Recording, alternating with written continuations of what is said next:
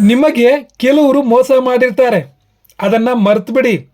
ಎಷ್ಟು ದಿನ ಅಂತ ನಿಮ್ಮ ಮನಸ್ಸಲ್ಲಿ ಆ ಕೋಪನ ಇಟ್ಕೊಂಡಿರ್ತೀರಾ? ಅದರಿಂದ ಏನು ಪ್ರಯೋಜನ? ಆ ಕೋಪ ದಿನೇ ದಿನೇ ನಿಮ್ಮನ್ನೇ ಸುಡುತ್ತೆ.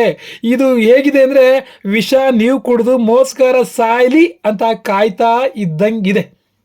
ಸತ್ಯ ಏನು ಗೊತ್ತಾ? ನಿಮ್ಮ ಕೋಪ ಅವರನ್ನು ಏನೂ ಮಾಡೋಕ್ಕಾಗಲ್ಲ. ನೀವು ಮಾತ್ರ ನಿದ್ದೆ ಕೆಟ್ಟು ಅದೇ ಯೋಚನೆಯಲ್ಲಿ ಇರಬೇಕಾಗುತ್ತೆ. ಅವರು ನೆಮ್ಮದಿಯಾಗಿ ನಿದ್ದೆ ಮಾಡ್ತಾರೆ.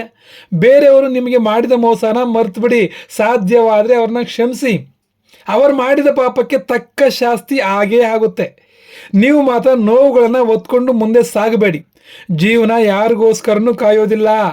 ನೀವು ನೋವಿನಲ್ಲಿದ್ದರೂ, ಕಷ್ಟದಲ್ಲಿದ್ದರೂ, ಸಂತೋಷದಲ್ಲಿದ್ದರೂ ಕಾಲ ಮಾತ್ರ ಮುಂದೆ ಹೋಗ್ತಾನೆ ಇರುತ್ತೆ. ಅದಕ್ಕೆ ಹೇಳೋದು, ಪರಿಸ್ಥಿತಿಗಳು ಯಾವ ರೀತಿಯಲ್ಲಿದ್ದರೂ ಇರಲಿ, ನೀವು ಮಾತ್ರ ಪ್ರತಿದಿನ ನಿಮ್ಮ ಪ್ರಯತ್ನದಲ್ಲಿ ಒಂದು ಹೆಜ್ಜೆ ಮುಂದೆ ಇರಿ. ಎಲ್ಲರಿಗೂ ಒಳ್ಳೆಯದಾಗಲಿ. ನಮಸ್ಕಾರ.